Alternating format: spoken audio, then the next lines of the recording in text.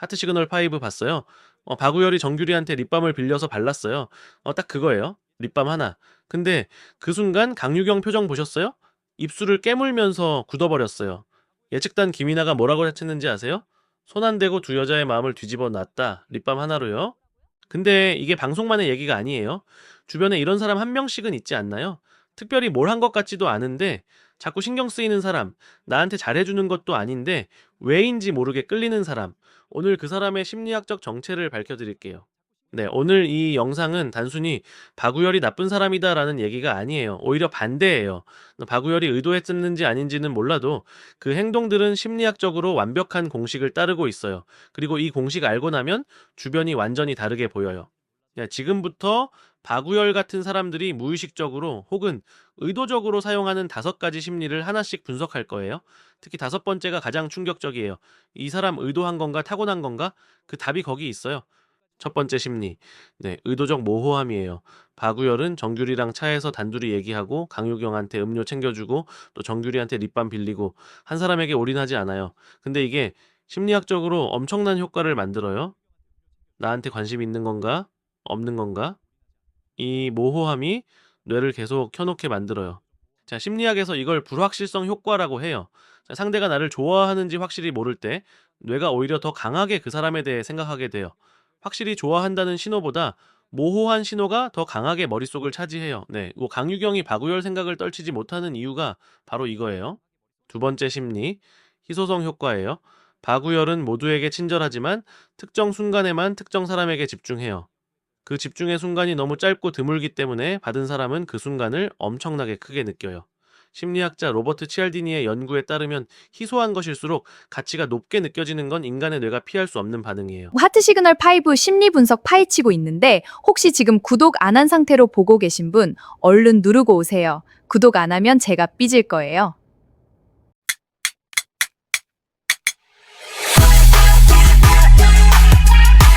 네, 생각해보세요.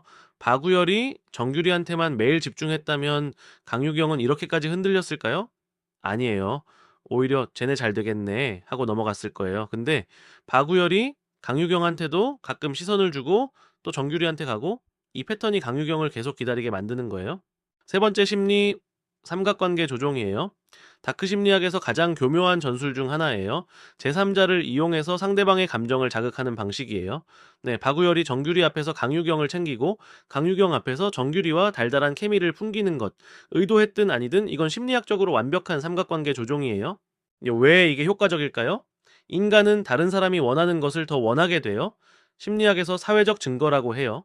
정규리가 박우열을 원한다는 신호가 강유경에게 들어오는 순간 강유경의 뇌가 박우열의 가치를 더 높게 계산하기 시작해요.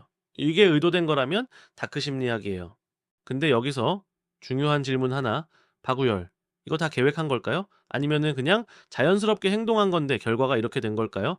이게 네 번째 심리랑 연결돼요. 그리고 이게 가장 무서운 유형이에요. 네 번째 심리. 자, 간헐적 강화예요. 박우열은 항상 잘해주지 않아요. 가끔 집중하고 가끔 무관심하고 가끔 다른 사람 챙기고 이 예측 불가능한 패턴이 슬롯머신과 정확히 같은 원리예요. 언제 당첨될지 모르기 때문에 계속 당기게 되는 거예요. 강유경이 박우열을 포기 못하는 이유가 여기 있어요. 솔직히 이런 경험 있지 않나요? 항상 잘해주는 사람보다 가끔만 잘해주는 사람한테 더 끌렸던 경험. 그게 이상한 게 아니에요. 뇌가 예측 불가능한 보상에 더 강하게 반응하도록 설계되어 있는 거예요. 이건 의지로 막을 수 없어요. 잠깐 반대로 생각해 볼게요. 지금 이 영상 보면서 '혹시 나도 이러고 있나?' 라는 생각 드는 분 있을 거예요. 특별히 뭘 한 것 같지 않은데 주변 사람이 자꾸 신경 쓰는 것 같은 느낌? 의도하지 않았는데 결과적으로 누군가를 흔들고 있는 상황. 다섯 번째, 가장 충격적인 심리예요. 폭스형 인간은 두 가지 유형이 있어요. 첫 번째는 의도형, 모든 걸 계산하고 움직이는 다크 심리학형 인간. 두 번째는 천성형, 의도 없이 자연스럽게 행동했는데 결과가 이렇게 되는 인간. 박우열은 어느 쪽일까요? 심리학자 로버트 헤어의 연구에 따르면 타인의 감정을 무의식적으로 읽고 활용하는 능력이 높은 사람들은 의도하지 않아도 자연스럽게 상대를 끌어당기는 행동 패턴을 보여요. 이런 사람들은 본인이 뭘 하고 있는지 모를 때가 많아요. 근데 받는 입장에서는 똑같이 흔들려요. 내 주변에 폭스형 인간이 있는지 알 수 있는 신호 세 가지예요. 첫째, 그 사람이 나한테만 특별히 잘해주는 것 같은데 알고 보면 다른 사람한테도 그래요. 둘째, 언제 연락할지 예측이 안 돼요. 셋째, 그 사람이 다른 사람 챙기는 걸 볼 때 이상하게 신경 쓰여요. 그럼 의도형인지 천성형인지 어떻게 구별할까요? 핵심은 하나예요. 본인이 상대방의 감정 변화를 알아채고도 계속 같은 행동을 하는지 보는 거예요. 천성형은 모르고 해요. 의도형은 알면서 해요. 그리고 알면서 한다면 그건 다크 심리학이에요. 다시 하트 시그널 5로 돌아와서 예측단 김이나가 바구열을 우아한 폭스라고 부른 이유 이제 이해되죠? 우아하다는 건 티가 안 난다는 거예요. 강하게 들이대지 않아요. 그냥 자연스럽게 존재하는데 결과적으로 두 사람이 흔들려요. 이게 가장 강력한 심리적 영향력이에요. 그렇다면 지금 내가 폭스형 인간한테 흔들리고 있다면 어떻게 해야 할까요? 가장 먼저 해야 할 건 패턴을 보는 거예요. 그 사람이 나한테만 이러는지 아니면 모든 사람한테 이러는지 이걸 확인하는 순간 뇌의 착각이 깨지기 시작해요. 두 번째, 그 모호함에 직접 물어보는 거예요. 폭스형 인간은 모호함으로 힘을 유지해요. 근데 나한테 관심 있어요? 없어요? 라고 직접 물어보는 순간 모호함이 사라지고 힘도 같이 사라져요.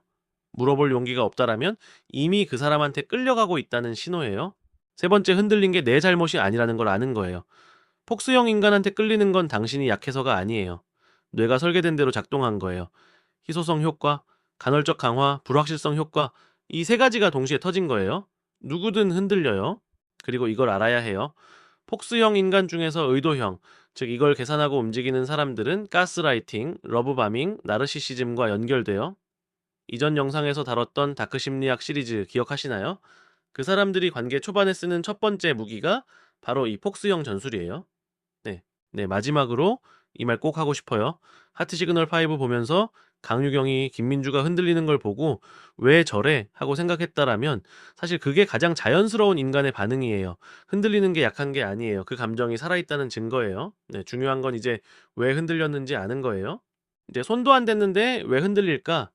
의도적 모호함, 희소성 효과, 삼각관계 조종, 간헐적 강화, 폭스형 인간의 정체. 이 5가지가 동시에 작동한 거예요.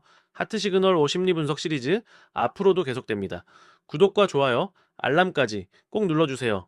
여러분의 응원이 더 좋은 콘텐츠를 만드는 가장 큰 힘이 됩니다.